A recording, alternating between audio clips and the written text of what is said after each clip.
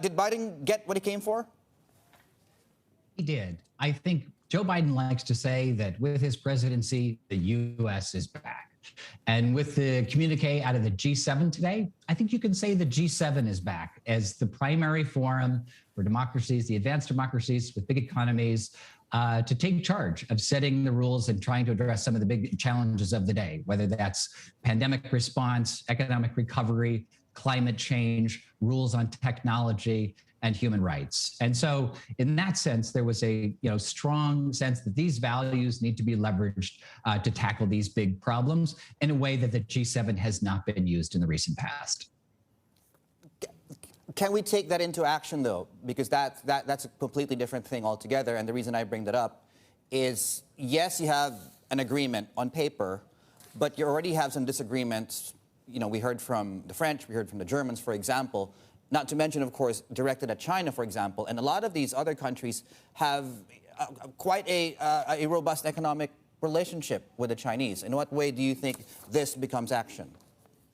You're absolutely right. That compromise is evident in this text.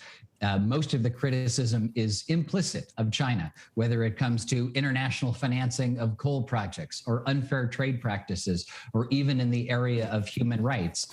They take a rather implicit approach. And so now the hard work really begins, where the trade ministers have to hammer out these rules about how the trading system needs to be reformed to address China's industrial subsidies, how these targets need to be hit with ambitious actions between now and 2030, especially. What actions specifically will these democracies take to address the issue of imports using forced labor coming into their markets from Xinjiang?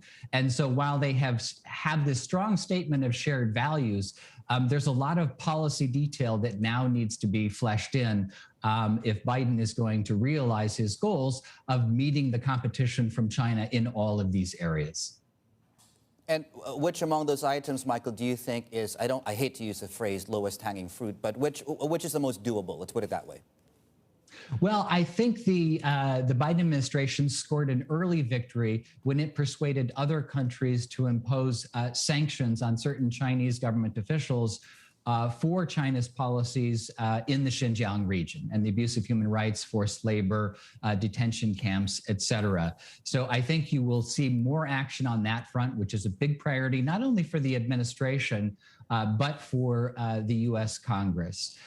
Secondly, they'll need to see more progress on something that your reporter mentioned on finance, climate finance, helping developing countries meet their targets and adapt to the challenges of climate change. So increasing both public and private financing for that purpose is also an important area of work for the balance of 2021.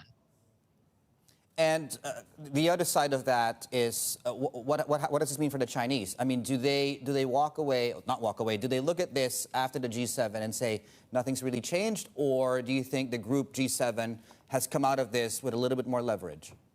I think they have come out of it with a little bit more leverage. Let's be honest, China is not showing that it is feeling intense pressure to change current policy in these areas.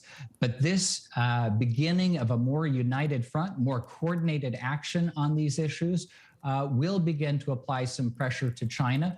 And the effects, could be diplomatic in terms of trying to maintain a sense of global leadership, but also economic, because companies right now are making choices based on the direction they see the G7 and other Western governments taking.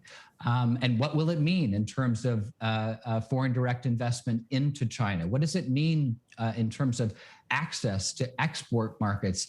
China has to take into account the fact that it's not just the United States anymore that is contemplating, restrictive measures in these areas, but other G7 governments as well.